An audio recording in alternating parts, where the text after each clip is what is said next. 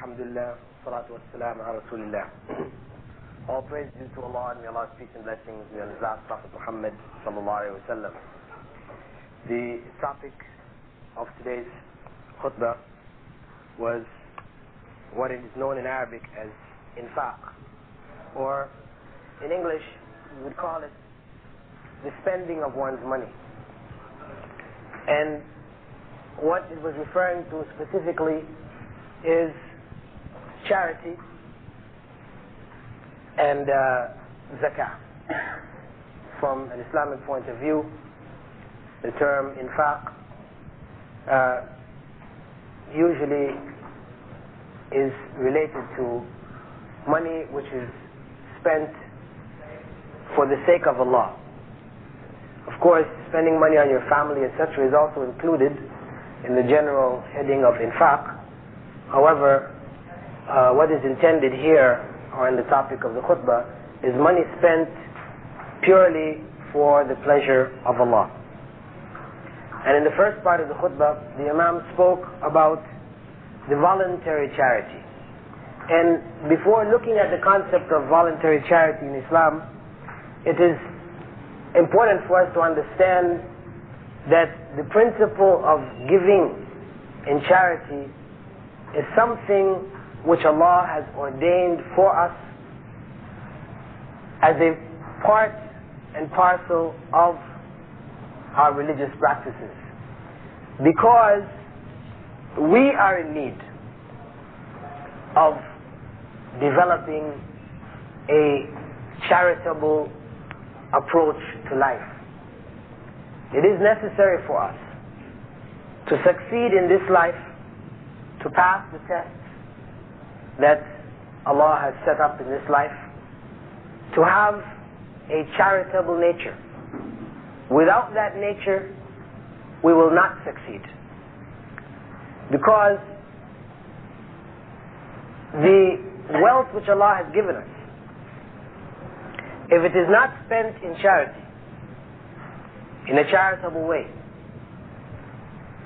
then it will be spent merely on our individual or family needs, and it will be wasted in extravagance and sinful actions. And what is not spent for the pleasure of Allah will not be of any reward for us in the next life. And when we consider our 24-hour day, I'm sure each and every one of us realizes that a good portion of that day is spent in transactions, business transactions, the spending, the gaining of wealth. So if the major portion or a large portion of our daily actions is not gaining us rewards, and in fact perhaps a great portion of them are being added as sins against us, it means then that we are headed for hell. We are headed for hell. And it means, in fact, that our salah, the prayer that we are making, is not affecting us in the way that it is designated or designed.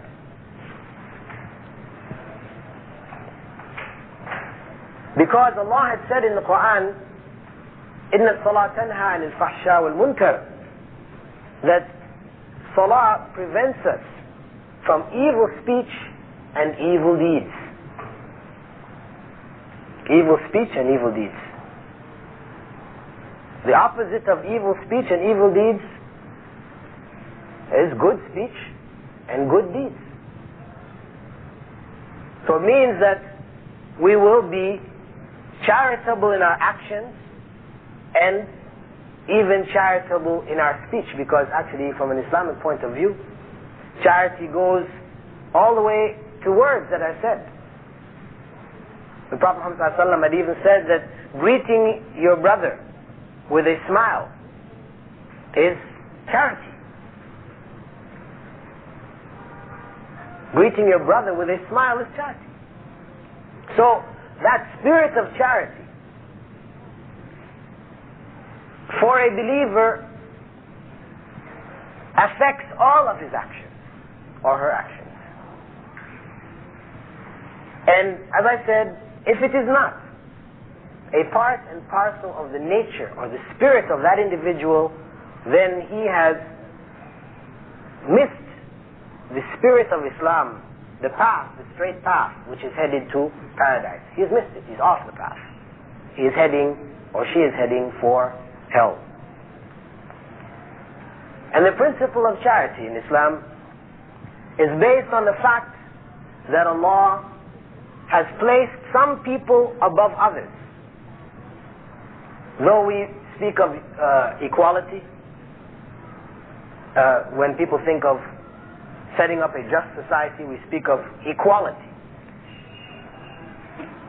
However, in reality, no two people in this life are equal. We're not equal in wealth, strength, knowledge, looks, etc.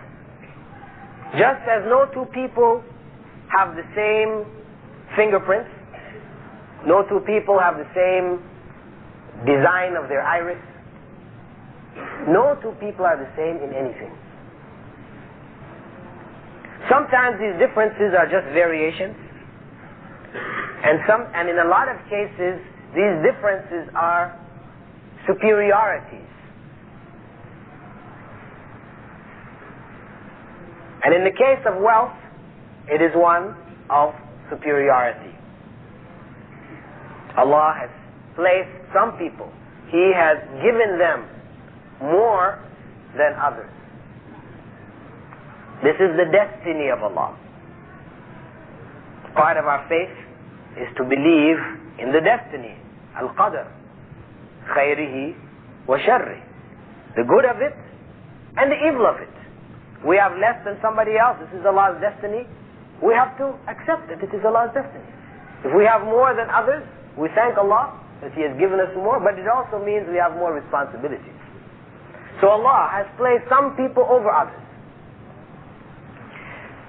And this is a part of the test of this life. The test whether a person who claims to believe in Allah, who has commanded us to share what we have with others. Those of us who have more have to share with those who have less. This is the commandment of Allah. If we say we believe in Allah, then we must submit to that commandment. Belief means we have accepted that commandment of God as being for our benefit. And the acceptance of that commandment, the reflection of that belief, must be in our actions. So if we have more, then the sincerity or the reality of our belief will depend on whether we are charitable or not.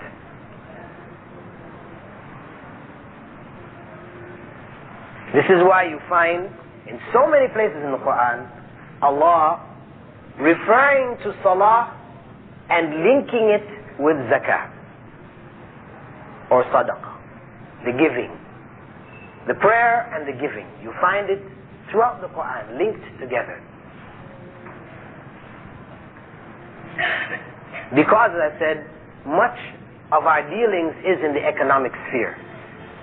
And if this aspect of our life is not correct, is not in accordance with the commandments of Allah, then we have deviated. So, the test is for us to share what Allah has given us with others. And that test is not just an arbitrary test. Allah has not put it there just to make life difficult for us. Allah has set up this test for our spiritual development. We need this test for our spirit to attain the levels which Allah has created it for. We have to develop, we have to go through a period of trial in which we develop the quality of generosity. None of us doubt that a generous person is highly regarded in any society. There is something superior, something great about that generous person. And truly, it is a major quality of righteousness. This is why Allah has ordained that for us, to give and to share. Because in doing so, it purifies the spirit. It helps us to overcome the evil tendencies of the spirit, the negative tendencies of the spirit. When a person is generous, it is going to affect all of his actions. But of course, this generosity that we're speaking about is one which is done for the pleasure of Allah. Because in Islam, that's generosity, the one which will earn us reward. You have people who are generous, but it's not for the sake of Allah. They're generous for the purpose of control of others.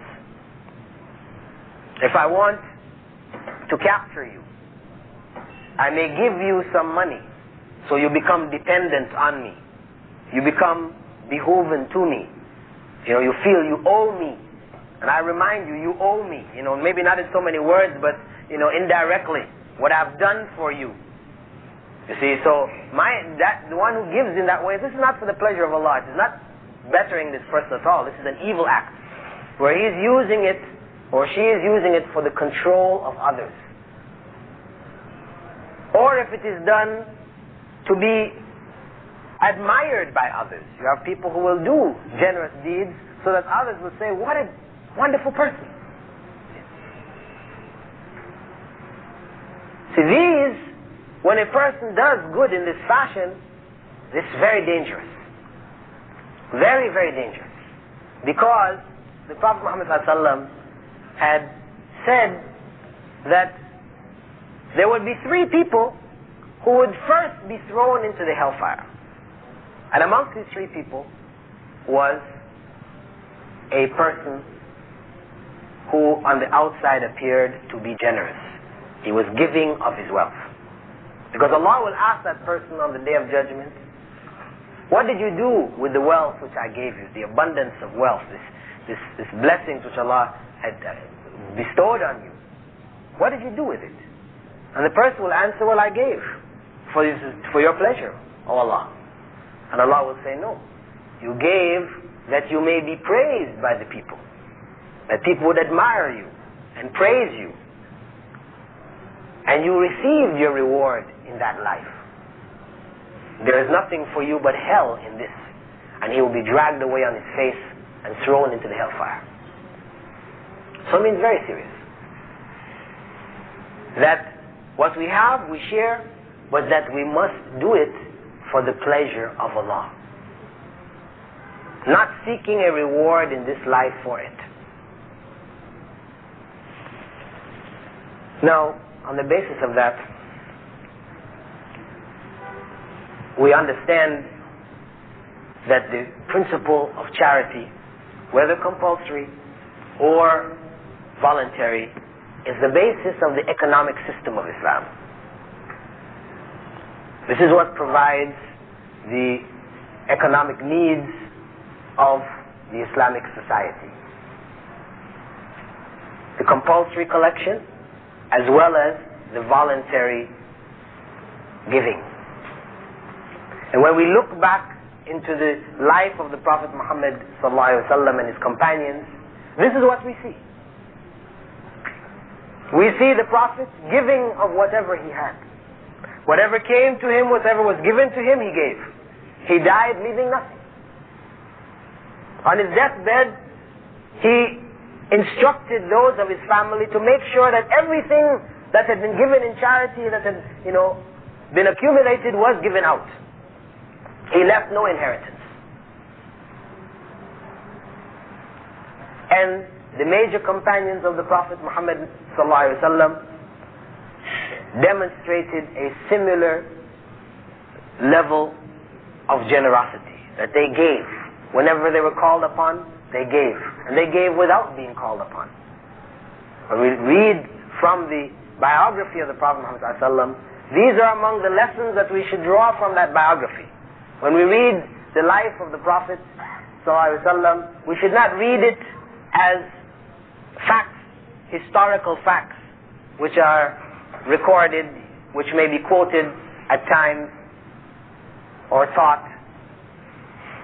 But we should be reading that biography for the purpose of gaining lessons from it, which would improve the quality of our lives, which would show us the direction, because that's what he was.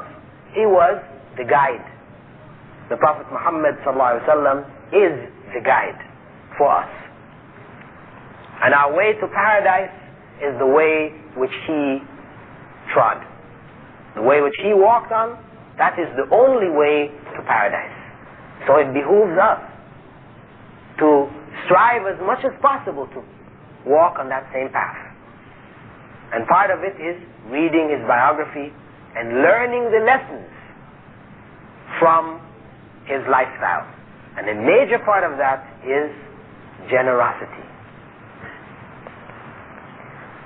And it is often quoted that if Muslims were to give only the compulsory aspect of charity, what we know as zakah, if only they were around the world to give what is compulsory on them, there would not remain a poor Muslim anywhere.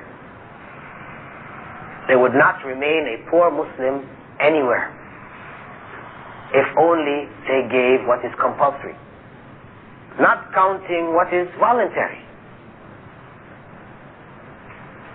So this shows us that the situation of Muslims today is directly linked to the distance that the Muslim Ummah has put between itself and Islam.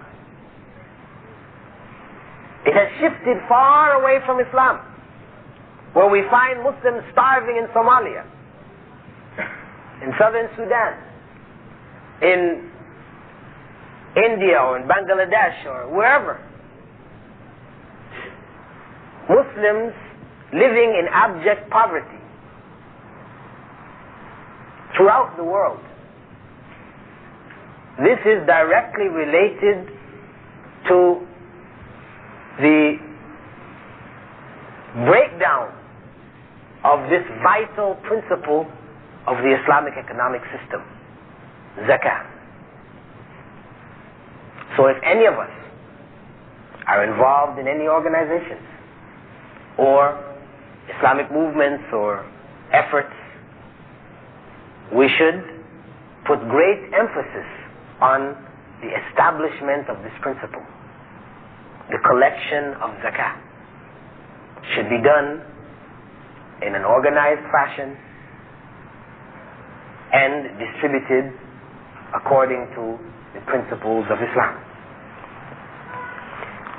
Now, what the Imam mentioned concerning the giving, the charity, which is done voluntarily,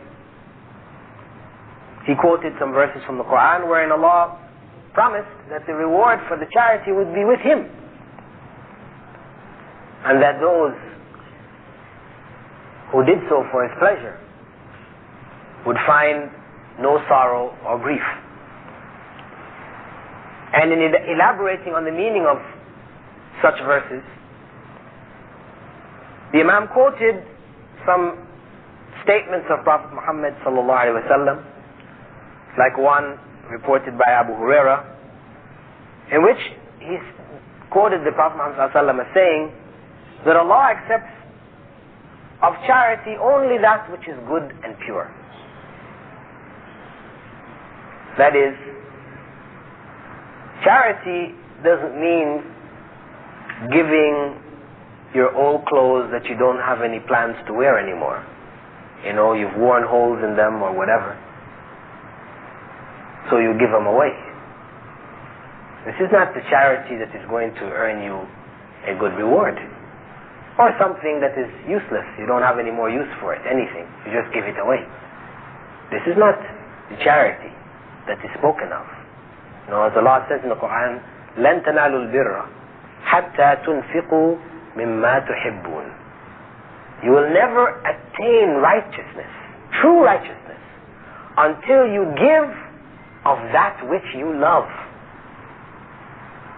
This is the charity. The real charity is giving from that which you love, that which you wish to keep for yourself, that which you have use for.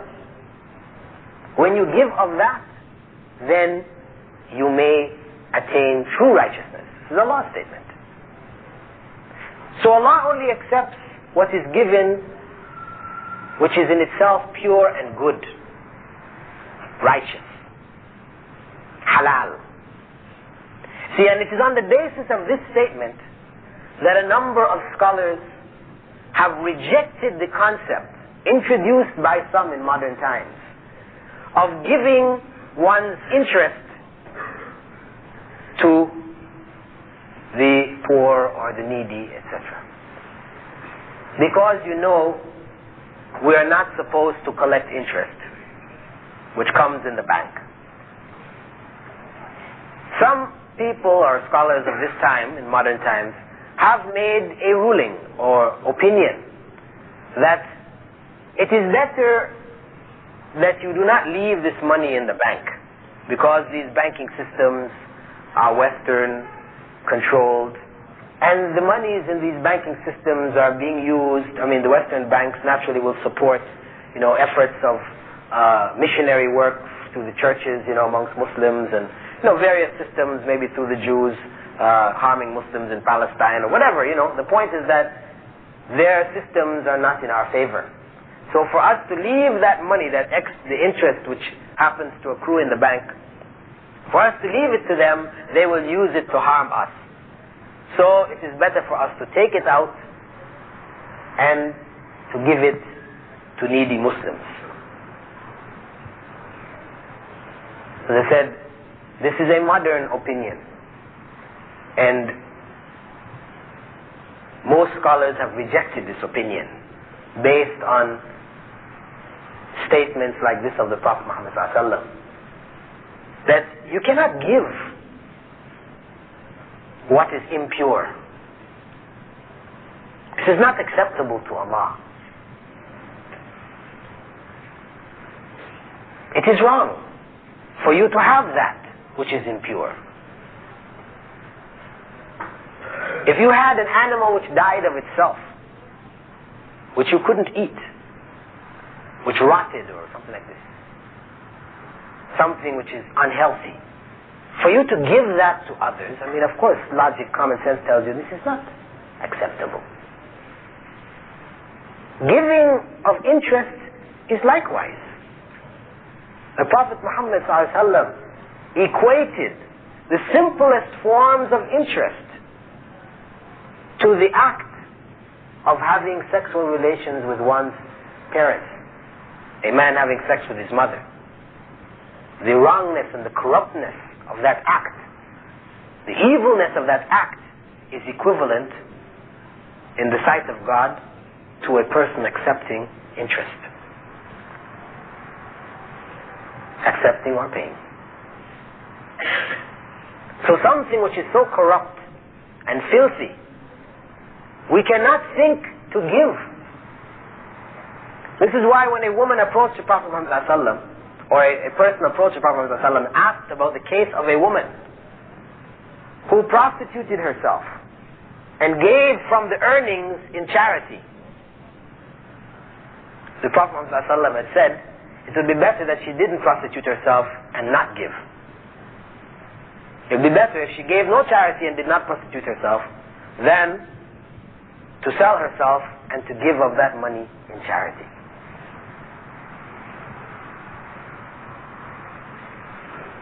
So, when we seek to give, we have to be sure that what we're giving is halal, is permissible, is acceptable to Allah. That which is corrupt and evil, we must avoid at all costs. So when a person gives of what is acceptable to Allah, Abu Hurairah quoted the Prophet ﷺ as saying that with Allah, that which has been given is like a seed which Allah will cause to grow and produce many other pieces of grain. It will multiply in its value and continue to multiply until it becomes like Mount Uhud. Mount Uhud is in Medina, is a mountain in the vicinity of the second major battle that the Prophet ﷺ fought with the pagans of Mecca, the second battle known as the Battle of Uhud. There is a mountain outside of Medina there which is called Mount Uhud. So this was an attempt to show us how Allah multiplies that which is given. Why? Because when we give, it appears that we have lost. This is why the evil, those who are off the path, they look at giving as being foolish. You're giving your money to these people, or to that cause, or to this. They will find every excuse not to give. And if a person is not careful, what he feels is that when he gives, he has less. And that is practically speaking, when you look at your bank account, if you take out so much money you give it, you do have, number-wise, less. But the point is that which you have given is multiplied by Allah, so that not only is the remaining wealth blessed, and it will be of much more benefit to you, but that which you have been given has been kept with Allah and will be multiplied in good and be in your favor on the Day of Judgment. And that's why the term for giving in Islam is zakah. Zakah means growth. It's one of the meanings of it. Also means purity. But it means also, fundamentally, growth. Because what you give grows in value. It increases in value. And this is from the grace of Allah. Had Allah wished, He could just, whatever little you give, it's counted as a little in your favor. But this is how the grace of Allah works. It is not an arbitrary grace. Like in Christianity, when a person accepts Jesus as his personal Savior, then he receives the grace of God. It will carry him to paradise no matter what he does. This is an arbitrary grace that they speak of. Because anybody around the world who has never heard of Jesus Christ means he has no access to this grace. He will not enter paradise. Whereas in the Islamic concept of the grace of God, this is linked to man's actions. That what you do, Allah multiplies its value. So here comes the grace. He increases the value to help to erase your sins. That's why Allah says in the Qur'an, إِنَّ الْحَسَنَاتِ يُذْهِبْنَ السَّيِّئَاتِ. Truly, good deeds erase evil deeds. Because Allah multiplies the value of good 10 times and more, and considers an evil act equivalent only to itself. It is not multiplied.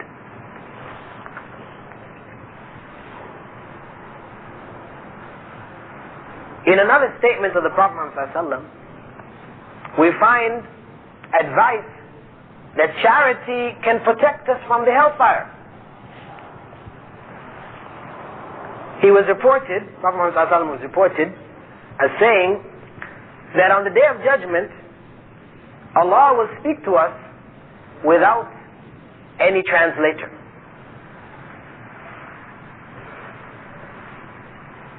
Though we know different languages,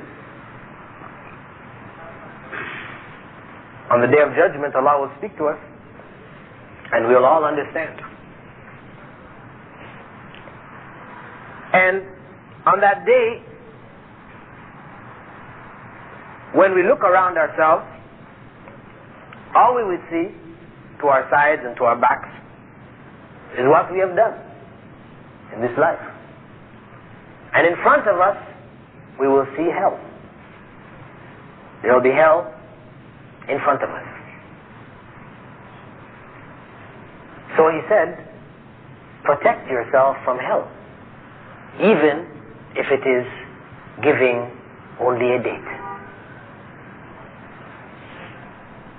If all that you have to give in charity is a date or a piece of a date, give it to protect yourself from hell. Because that righteous act that you make, that act of charity that you do, Allah's grace multiplies it such that it could be the source of protecting you on the Day of Judgment from going to hell. So he said, even if it is a piece of a date, emphasizing to us that we should never consider any act of charity too small. If all we have is a little, then we give of that little, because there always will be others who have less than our little. We should never consider that what we have is not significant. It's not big enough, it is not important enough, it is not valuable enough to give. No. We give anything that we have that is of value to us. Because remember, we said that we don't achieve the righteousness, as Allah said, until we give of that which we love. It means something which must be of value to us. We have, which is of value to us. Then we give of it, no matter how small it might appear in our eyes to others. Because it will benefit us on the Day of Judgment if we do it for the sake of Allah. And in the verses which speak of giving in the Qur'an, Allah promises that those who give will not be overcome by sorrow or grief. This may be interpreted to mean, as the Imam interpreted, that when a person gives, Allah blesses what he has, whether it is wealth, the wealth he has remaining, or his family, his children. Whatever he has is blessed by Allah in such a way that he finds in it happiness. He finds in it contentment. He is not overcome with frustration and sorrow. When we look in the people of the West, for example, and people of the East too, but particularly in people of the West, whenever you hear the stock market crashes, you know, in America or England, Europe, whatever, you hear the stock market crashes, then you hear so many stockbrokers jumped out of the 3rd floor or the 5th floor, kill themselves. Now these are people who are not poor people. It's not that they became poor all of a sudden. But the frustration which overcomes them when there is a major failure drives them to suicide. I remember reading a few years back about one man. You know, there was a drop in the value of one of the stocks on the market. And this man came into the office of his stockbroker with a machine gun. He shot down his stockbroker, you know, everybody, a few other people in the office, then turned it on himself. Now this man was a millionaire. I mean, he lost something like, you know, $5 or $8 million with the dropping of that stock. But it didn't mean he became poor. He was still a millionaire. It's just instead of having 10 million, he dropped down to 2 million. And that drove him to massacre people, you know, in the office, his stockbroker, and kill himself. See, this is what we're talking about, where a person may have wealth, but he still becomes overcome with grief, distress, you know. He doesn't have that peace of mind and contentment. And this is one of the things which has amazed many of the people of the West who come, you know, to work in charitable efforts in various parts of the Muslim world. You know, I remember reading some articles by those who had gone into Bangladesh after the flood. When there was a big flood and a lot of lives were lost. They showed pictures in Time magazine of bodies floating, animals and people, etc. And I remember reading some of the writers, and one of the writers saying about, how when they were talking with these people, they didn't find them, overcome with grief. I mean, they found them, they were saddened by the situation, but they were prepared to move on and to try to, get their lives back together. And I mean, there seemed to be a sense of contentment amongst them, acceptance amongst them, that, really surprised the writer, And this is part of the Islamic view of life. And when a person has the generous spirit of giving, what it does is it gives, the end result is that person has a contentment which cannot be bought. No matter how much money, you cannot buy that state of contentment. What people try to, with all their monies, to buy this, houses and yachts and all the different things that they try to buy to make life pleasurable, they cannot buy that contentment. Cannot be bought. And this is why you find people, you're surprised, you read about certain rock stars and whatever, they have all this money and pleasure, and they're on drugs, they overdose, die, and you wonder what, football players who are making millions of dollars, boxers, and Mike Tyson in jail. I mean, people who seem to have everything of this life, but yet their lives are a wreck. Onassis, if you read about his life, Onassis, one of the richest, shipping magnates in the world. I mean, the guy lived and died a terrible life. His wife, his children, were in horrible states. Why? Because contentment, that contentment which comes from Allah cannot be bought. You can't buy it. And it only comes through generosity for the pleasure of Allah. When a person gives for the sake of Allah, then he attains a level of contentment that protects him from being overcome by distress, anxiety, grief, etc. He's not overcome by it. In other words, it does not drive him to sin. It doesn't mean he may not experience any grief, because of course Prophet Muhammad ﷺ was the best of us in the field of generosity, but he experienced grief. When his child died, tears came to his eyes.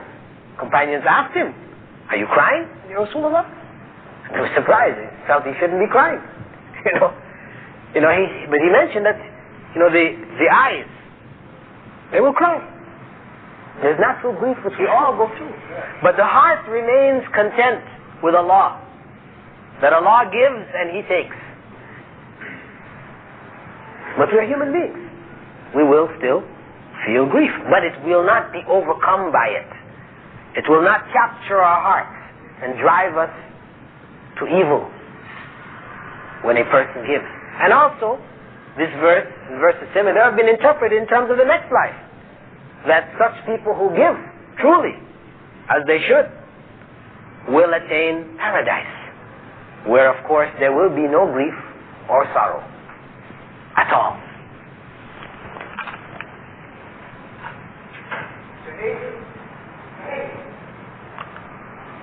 So, the Imam closed off the first part of the khutbah, reminding those of us who have wealth that if we are wise, we will utilize the opportunity that we have to spend of that wealth. Wise amongst us is he or she who does not miss an opportunity to spend of that wealth for the pleasure of Allah. Because whatever opportunities that pass us, we cannot bring back.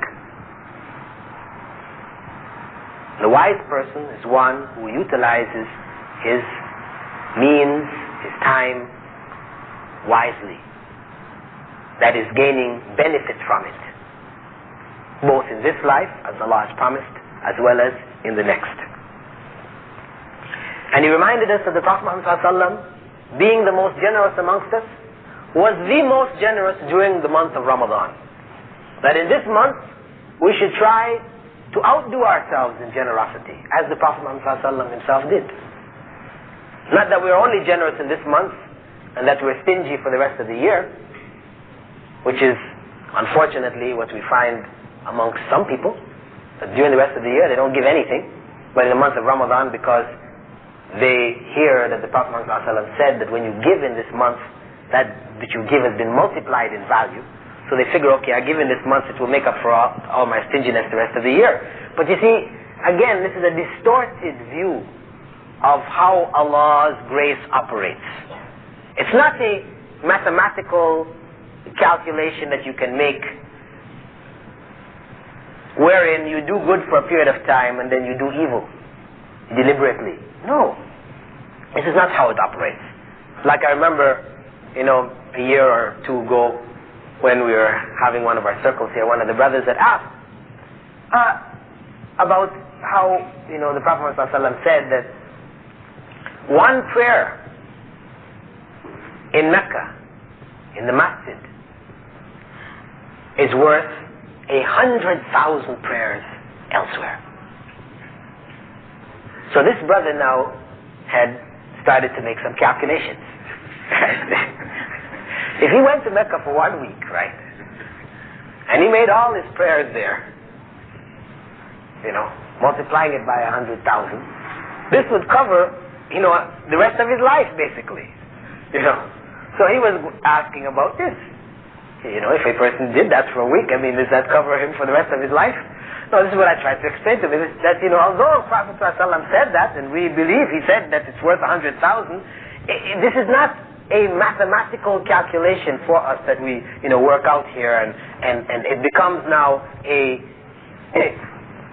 means by which we may do some good things for a period of time, and then deliberately give it up. Because prayer has been ordained for us daily until we die. As generosity has been ordained for us daily until we die. Yearly in the form of zakah, and daily in the form of charity, until we die. Not something we do sometime, and then we don't need to do it anymore. Our capacity for generosity by giving a concentrated effort during Ramadan. In the second part of the khutbah, the Imam then spoke about zakah, the compulsory charity, which we mentioned was linked to salah throughout the Qur'an. And sometimes the term zakah refers to charity in general. And we find that there are great punishments which have been set aside for those people who refuse to give zakah. In the Qur'an, Allah speaks about those who hoard their wealth, that they will receive a severe punishment. In the hellfire, they will find themselves branded on their foreheads and their backs with the wealth which they hoarded. And in Sahih Bukhari, we find the Prophet ﷺ talking about the Day of Judgment, wherein the wealth which was hoarded will take the form of a snake, which will torture the person on the Day of Judgment for his unwillingness to give as Allah had prescribed. And we find also that after the death of the Prophet Muhammad ﷺ, when a group of people who considered themselves to be Muslims decided that they didn't want to pay zakah any longer, the Caliph Abu Bakr stated that he would fight anyone who made any distinction between salah and zakah. They are indistinguishable. They are as compulsory as the other.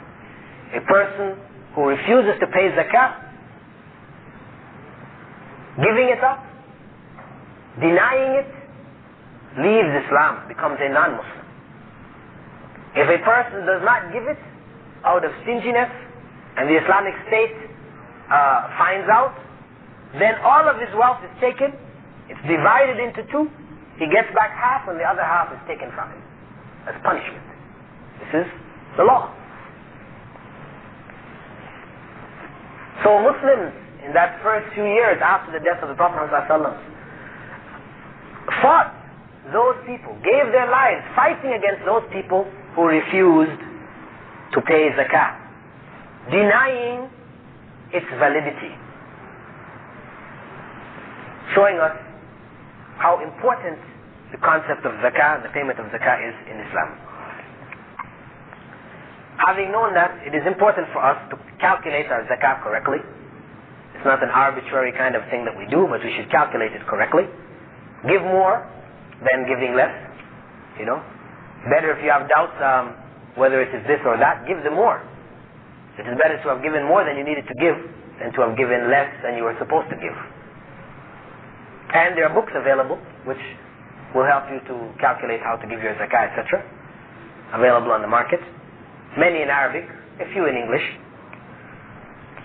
like Fiqh Sunnah. And we should also ensure that the zakah which is given is distributed in accordance with the commandments of Allah. It's not just an arbitrary giving again. Allah has defined those people who should receive zakah.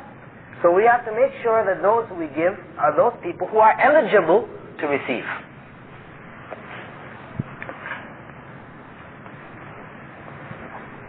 And that is basically the main points of the khutbah. Just recapping them. We said that the concept of charity is among the basic concepts of Islam, worship in Islam, acts of worship, which provides the basis for the economic system of Islam, provides the basis of the economic system of Islam. And it is primarily there for the development of the human spirit, for it to attain the levels of generosity and righteousness which Allah has ordained for it. Therefore, it is to our benefit to give for the pleasure of Allah, remembering that it is only what is given for the pleasure of Allah which will be of value to us in the next life. It will help protect us from hell. It will remove our evil deeds. And in developing that spirit of giving, we will also be blessed with divine contentment in this life, which will help us to be able to handle the trials and the tribulations of living and dying. And that we should handle our zakah correctly, set a time for paying it, calculating it correctly, and ensuring that we give it to those who are deserving of that zakah. Are there any comments first people would like to make or add to the presentation? You have a question or a comment? I have a question in reference to zakah, and I have a comment in reference to sadaqah. In reference to sadaqah, I read two hadiths. One, where Rasulullah said that, you were mentioning that Rasulullah said that we should give a piece of a date. Right? That's all we had. If we had a date, we should give a portion of it. But I read a hadith where he said all we had was a burnt book. In other words, we had a piece of a bone from an animal that we had maybe thrown into the fire to waste. Right? But it specifically said a burnt book. And someone came to your door and asked for sadaqah. And if that's all we had to give, we should not send them away empty-handed. We should give that to them. Right? So it places a greater emphasis on sadaqah. Also, I read where Rasulullah said that when a person who's giving sadaqah, if he gives it to someone else to give for him, that person gets credit as though they were the originator of the sadaqah. And the person who gave it to them gets twice the reward. Now that's my comment in reference to sadaqah. Now my question in reference to zakat is, what is the difference between the zakat that we pay on our accumulated savings and the zakat of fitr? And when do we pay the zakat on our accumulated savings? What's the difference as far as time? Well, the question on the difference between zakatul fitr and what they call zakatul mal is that zakatul mal is paid once per year on money which has been accumulated, kept with you for over a year. Once a year has passed on it, if you have a savings of 1,000 riyals, a year passes and that savings of 1,000 riyals remains with you. You might have used and added and used and added, but it remains at the end of a year's time. You still have 1,000 in the bank. Then 2.5% of that should be given after a year has passed. So we don't have this fiscal year like January 1st is the beginning. It's from the time that we have accumulated that money. Yeah, from the time Our own calculation. from the time that your money now reaches the stage where zakah becomes eligible from it, right? Then the calculation goes. Of course. So each person will be different. Yeah, and also you may find some difficulty in maintaining that calculation. If you are constantly adding, your money started off with 1,000 and it went to 1,005, then 2,000, then to try to work out at the end of 1 year. Okay, you had 1,000 in January, so you have to give what was on 1,000. Now by February you had 1,005, so you have an extra 5 you have to give on that 5. Calculating like that. This is what is technically required of you. However, what you can do to just keep it easy and simple is that if you started off with 1,000, which is eligible now for payment of zakah, if at the end of 1 year you now have 5,000, then you pay zakah on the 5,000 and carry on. That way you remove from yourself the problems of all the intermediate or intermittent calculations. You'll be giving more. It'll be more than actually what is required of you. But as I said, it's better to give more than to give less. To have those continual calculations, and sometimes you might forget, and then you find yourself in a situation where you've actually entered into sin because you've not given when you should have given. Better to make a general calculation and just pay. Set a time in the year, whether it's January, could be the fiscal year, or you could set a time. A lot of people, what they do is they give in Ramadan. They choose Ramadan as the month for giving their zakah. Believing that, of course, the reward of giving in Ramadan is increased.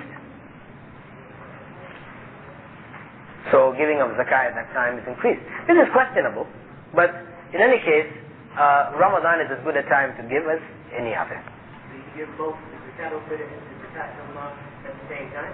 No, the zakat al-mal, you could give them both at the same time, but what I mean is that they're still different.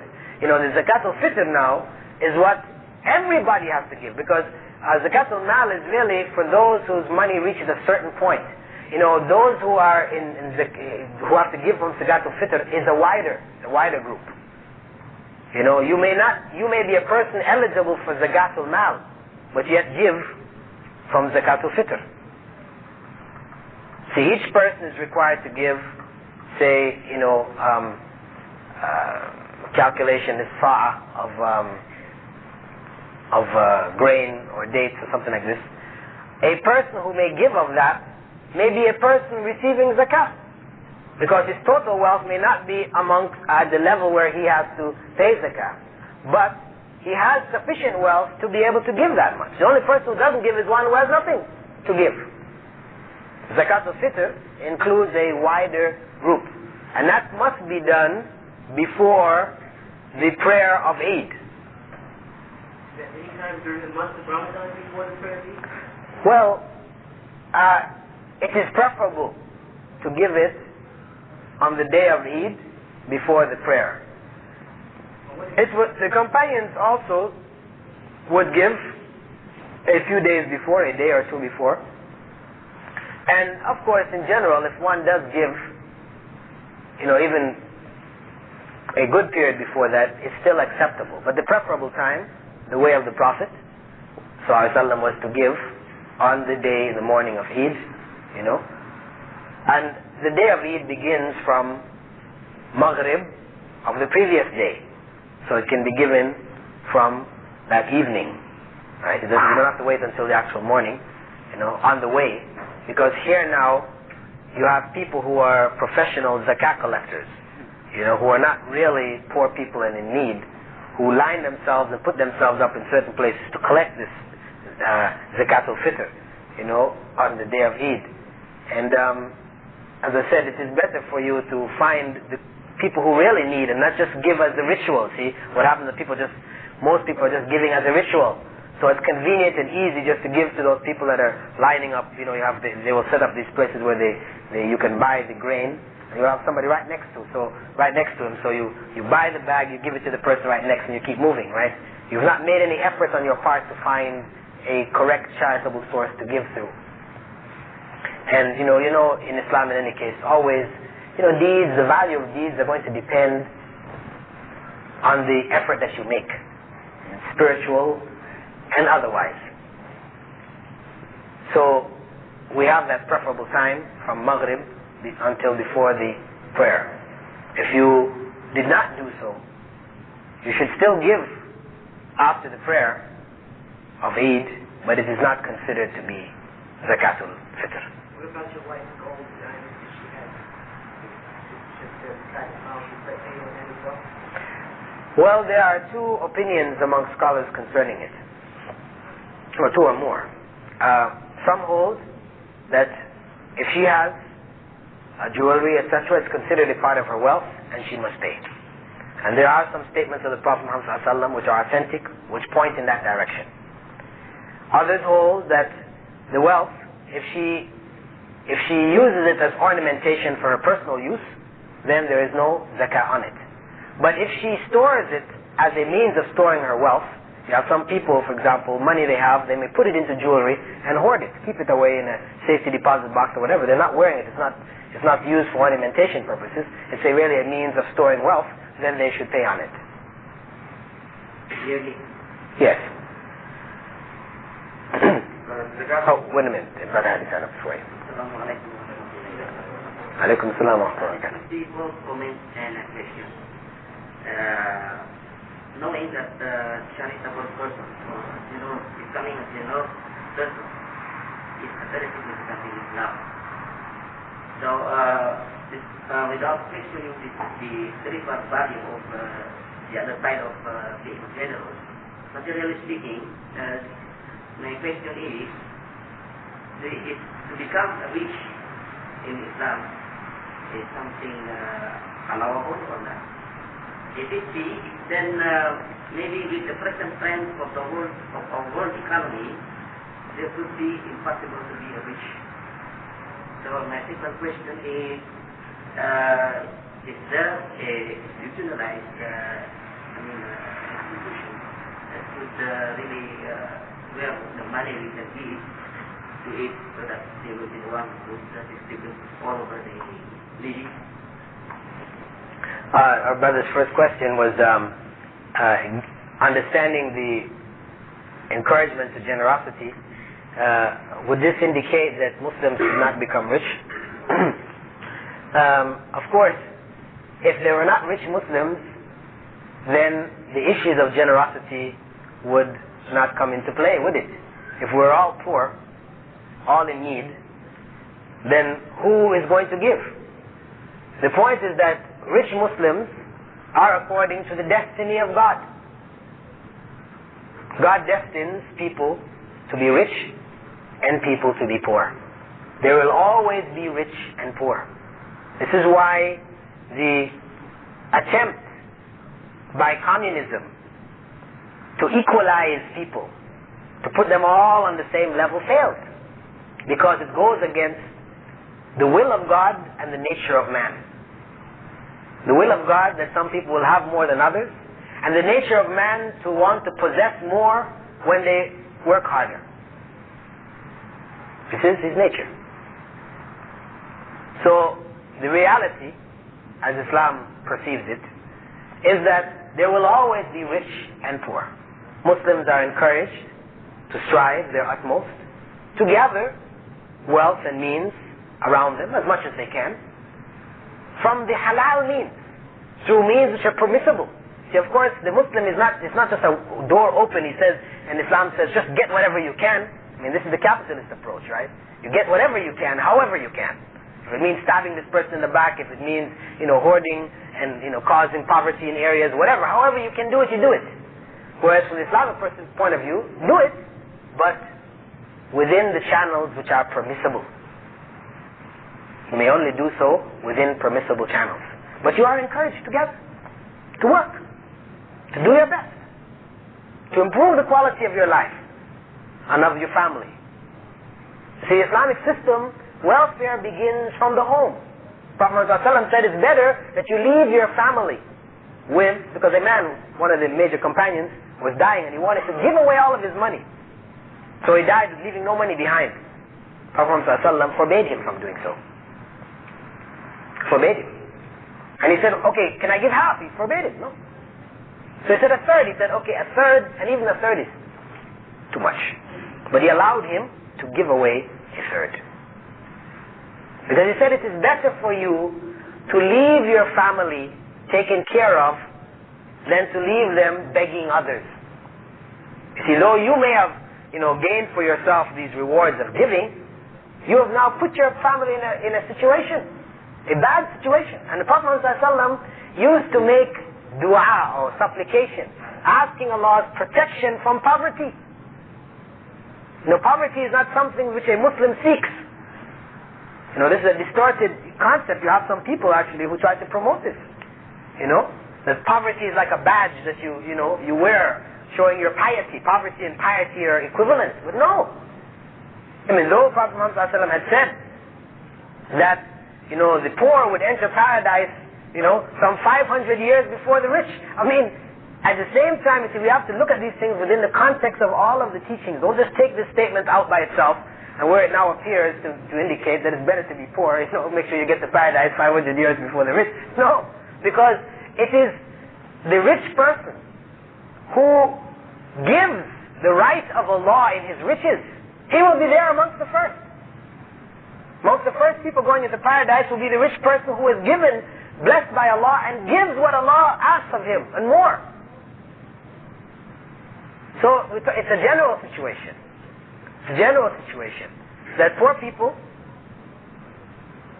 don't have as much burdens in terms of responsibilities of giving as those who are rich. So it means that there is less chance of them disobeying Allah. Okay? This is what it looks like. It doesn't mean that Islam doesn't encourage people to gain wealth, but that you gain wealth and you give the right of Allah in that wealth. Follow? So in any given Islamic society, there will be rich and poor. But if the society is functioning according to Islamic principles, then the rights of the poor in the wealth of the riches will be protected and ensured. But brother, in relation to that, the point is that nowadays, with the strength of our world economy, to become rich is something impossible to become more rich.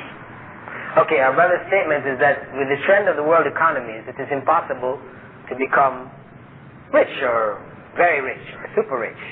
Well, I don't think so, brother. You see, the world economy may have certain complexities which didn't exist 1,000 years ago. But people are people. The means of accumulating wealth may vary and may differ, but the accumulation takes place from the time of Adam until the last man on this earth.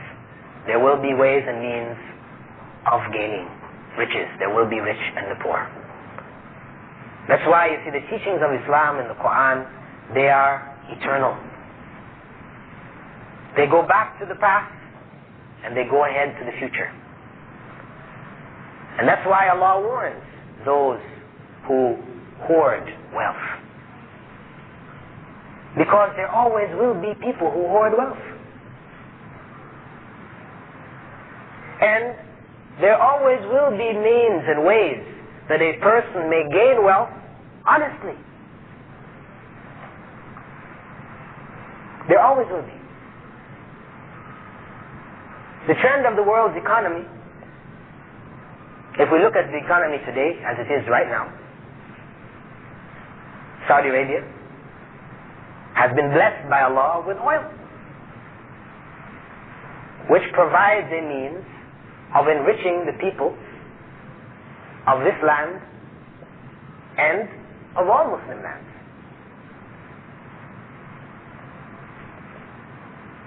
This was given by God. When the oil is finished, Allah may bless another Muslim country with something else.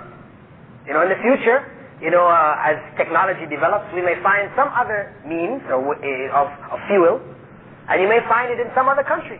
Maybe in Philippines, in Mindanao, where Muslims are concentrated, and under the earth there'll be some chemical or some mineral deposit which is vital now to the whole world economy, which will cause them to become super rich.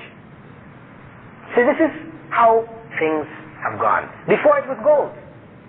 People would have a place where you could mine gold. If you are fortunate to find gold on your land. Now it is oil. Another time it may be something else. You see, these things we cannot predict the future. This is why the ideas of population explosion and all these other kind of ideas which the West likes to promote, they're false.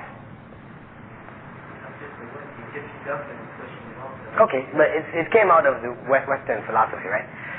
The point is that there will always be a means of accumulating wealth. And it is for Muslims to do so in ways which are permissible, and to give the right of God in that wealth to those who are in need. The second part of your question was? About the institution. Institutional giving, ensuring that the monies that we give reach the people who are in need. Yes, there are different institutions which have been set up here.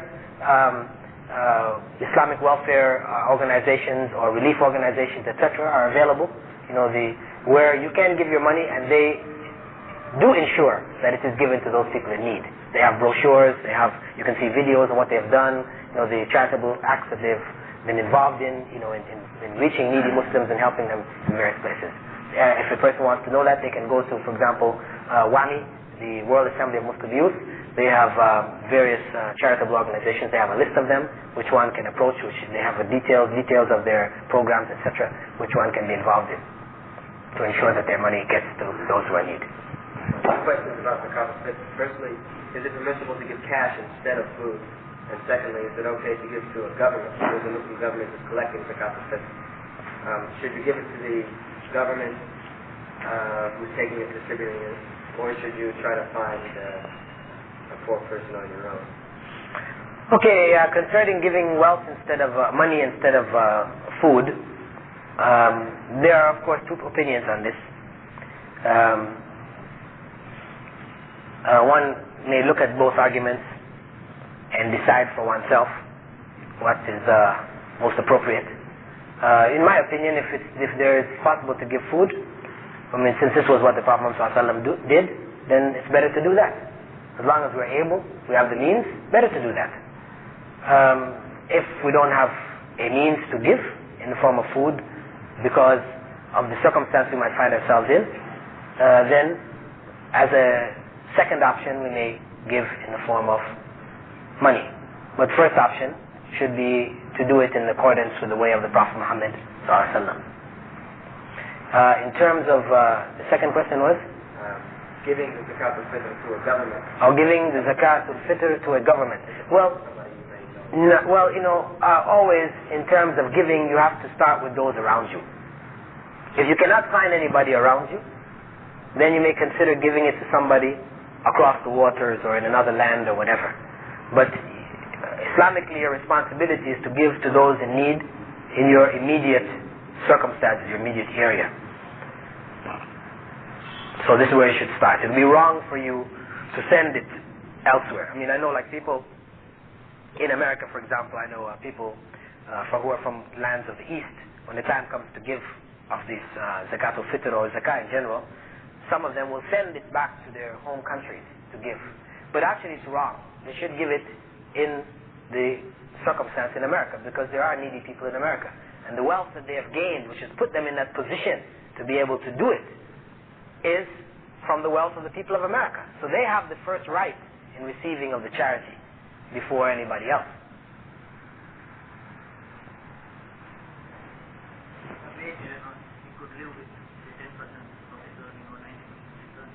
Pardon? A wage earner can save about 10% of his how he lives. So at the end of the year, the amount that he has saved also depends on how they are living. On what basis do you pay zakah? You pay the zakah. The question was, a wage earner may save between 10 or 80% of his salary, depending on how frugally he lives. How do we calculate the zakah? Do we calculate on a median? Do we set a median? Or do we set a minimum? No, actually, we are enjoined as Muslims to live moderately, to avoid excesses. And we calculate according to what is with us. Inshallah, we should be living moderately. So what is with us is what is reasonable to give in zakah. If a person lives excessively, because he knows he has to pay zakah, so he's trying to spend off as much as he can, so he has the least amount to pay in zakah, then of course, what it means is that he is caught up in the ritual again. He's just going through the motions, right? The spirit of giving isn't there. I mean, he is a waster. Allah says in the Qur'an, إِنَّ الْمُبَذِّرِينَ كَانُوا إِخْوَانَ الشَّيَاطِينَ كَانَ الشَّيْطَانُ لِرَبِّهِ كَفُورًا. And verily those who are extravagant and wasteful, they are of the best brethren of the devils. And the devil was a disbeliever in his Lord. So it means a person who is living that kind of a lifestyle, trying to spend off as much of his money so he doesn't have to give, so much in zakah. Such a person is really a devilish person. A person who is really heading for hell, just going through the ritual motions of giving in zakah. But it's meaningless, of no value, not acceptable to Allah. Regarding the interest which is deposited in non-Islamic bank, can we not just take the interest and give to a Muslim without expecting any reward? Otherwise, it will be better for us not to be taken in a non-Islamic bank. So if it's just as good as we are helping our enemy to become rich from our own money. Our brother's question concerning monies which are in the banks, non-Islamic banks which are producing interest, would it not be better for us to take that interest and give to our brother without expecting any reward from Allah than to leave it? Or would it not be better for such a person to put his money in an Islamic bank? Well, if there's an Islamic bank available, yes, it's better to put his money in an Islamic bank. Or if he puts the money in a non-Islamic banking account, then it should be in one which doesn't accrue interest. But if he has his money in a bank, and it is accruing interest, meaning that he has signed a contract which is sinful, a contract to receive interest, which is in itself sinful. Just signing the contract. Because Prophet ﷺ said that the one who gives interest, who receives it, who witnesses it, right? What was the fourth one? Who writes the contract, right? All of these are equal in sin. So even if you don't receive it, but you've written a contract to accept it, you're equally involved in the sin. So your sin began with you signing up for that account in the bank. Now, that sinful money which comes from that sinful act, for you to take it becomes even more sinful. Because you've compounded your sin. You see, you're building up the sin on top of yourself. You're saying, well, I'm going to give it without any intention of reward from Allah. But what you're doing is compounding the sin on yourself. Right? Remember, like the Prophet ﷺ said concerning the woman who was prostituting herself and giving in charity. Right? Good act. Giving in charity. Prostituting herself, a sinful act. He said, better she didn't give in charity and didn't do the prostitution. Better for her. So, to receive that, once you have taken that, even though you're saying my intention is to give it without seeking reward from Allah, you have taken the interest. You have partaken of the interest. You see? This again, as I said, is a compounding of the sinful act. So, I subscribe to the view of those scholars who hold that the interest which is in the bank should not be touched.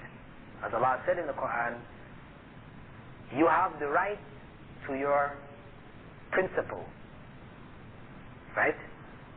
You have the right to the principal, what you initially put. You can take that out. You won't be oppressed, and you shouldn't oppress.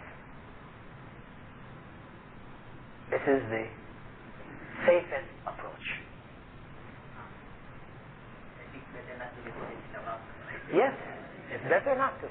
But, of course, it depends on your circumstance. Benefiting from our... Yeah, truly, but of course, we have to be practical. We're living in a circumstance, if we're living in the Philippines or in America, there's no Islamic bank. For you to keep large amounts of money in your home, knowing full well that, like in America, they say, 2 out of every 4 homes or something like this, or 2 out of every 5 homes is robbed. And I just read in the newspaper about the rise in crime, for example, in Manila. People are breaking into homes all the time. For you to be putting your money inside of your home, you're asking for problems. Right? You have a duty, you've been given this money, you have a duty to put it in a safe, or relatively safe place. But what you do is you try to do it in such a way as to not, bring sin upon yourself, to minimize what may result from that action of putting it in the bank. And of course, this is also incentive for Muslims to develop alternatives to Islamic system. Not enough for us just to turn around and say, there are no Islamic banks, so this is why I'm sticking my money in this interest-bearing account. And no, wait a minute. If you have money, he has money, the other one has money, why don't you all try to set up an institution? It doesn't have to be a bank because maybe the laws of the country will not allow the setting up of an Islamic bank because the laws of the country, economic laws, say that banks must collect interest.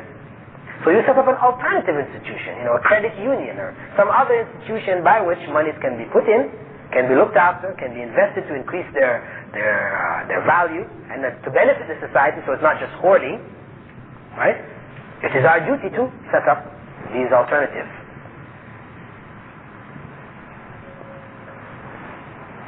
Yeah, brother. You mentioned about old clothes that you don't like. And I've been thinking about it.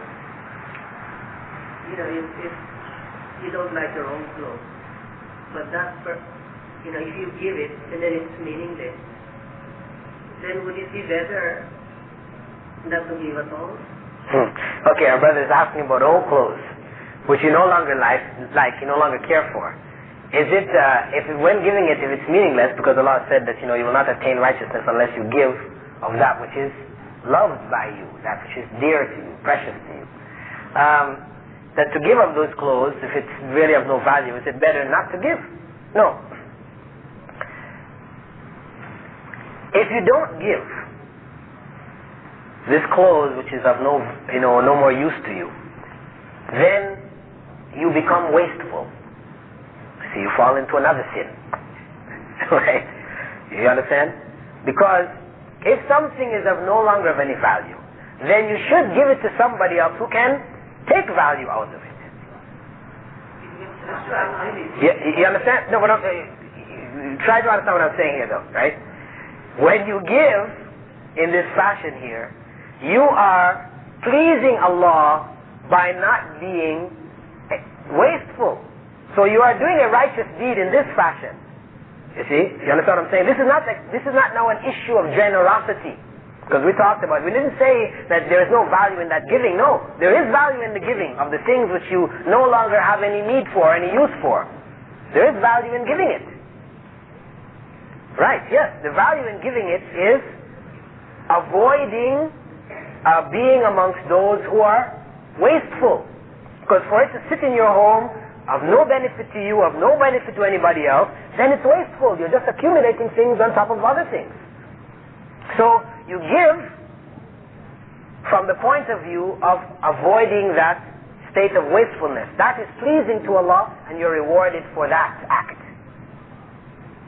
But what Allah is saying there is that don't think that you giving of the things which you no longer need is the act of generosity which will take you to righteousness.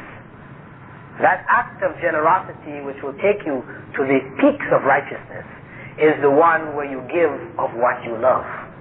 Because that involves a spiritual jihad. Okay? The other one doesn't involve any jihad. There's no jihad here. It's just stuff around your home. But it's not meaningless. Of course, there is meaning in it. There is meaning in it. It is part of the system of sharing the things that you have no longer any need for, so that you do not become amongst those who accumulate and become amongst those who are wasteful. But it also means too that, if you have something which is of no value in the sense that it is torn and, nobody is going to wear it. Again, now you reach the point where it's better you throw it in the garbage, right? Don't go and take it down to the people who are collecting clothes for the needy, because this is a problem that those who are involved in clothes collection face. They say, we need clothes, please give us your used clothing. But it means used clothing which somebody else can take benefits from. Don't bring stuff that's got holes and, all over it, it's threadbare. Nobody is going to it's going to be any use to anybody. And that which belongs in the garbage, put it in the garbage.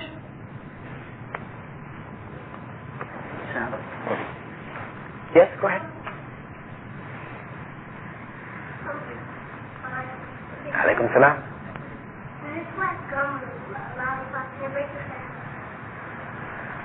Can miswak, gum, or a lollipop break your fast? Gum or a lollipop will break your fast. Cleaning your teeth with miswak will not break your fast. Cleaning your teeth with toothpaste, toothbrush, it will not break your fast. As long as you do not deliberately swallow what is produced by using the miswak or the toothpaste, right?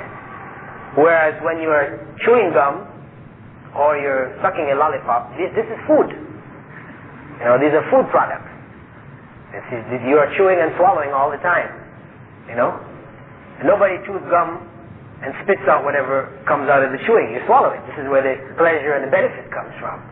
So chewing gum and sucking lollipops will break your fast, whereas using miswak will not. But again, using miswak means not sucking on a miswak. You have some people who will keep it in their mouth, and be sucking on it the whole time. Chewing and sucking and chewing and sucking. No, using miswak means you clean your teeth with the miswak, not turning it into a lollipop. Right? Where in fact you're chewing on it and the juices are constantly going down your throat. So we have to be careful, though the miswak is permissible, it has to be used in accordance with the use of the miswak. What time is it? Pardon? Until what time is the miswak permissible? It's permissible throughout the fast. I thought it was like prior to Asr time. As far as I know, there was no specified time for its usage. Okay, I think we've gone past our time quota. It's now 2:09. So I'd like to close up our session. Subhanak Allahumma wa bihamdika. Ashhadu an la ilaha illa ant. Nastaghfiruka wa natubu ilayk. We ask Allah to help us to realize generosity in our actions, to share of what we have with others, and to bless us with His grace for whatever acts of generosity we strive to do. Amen.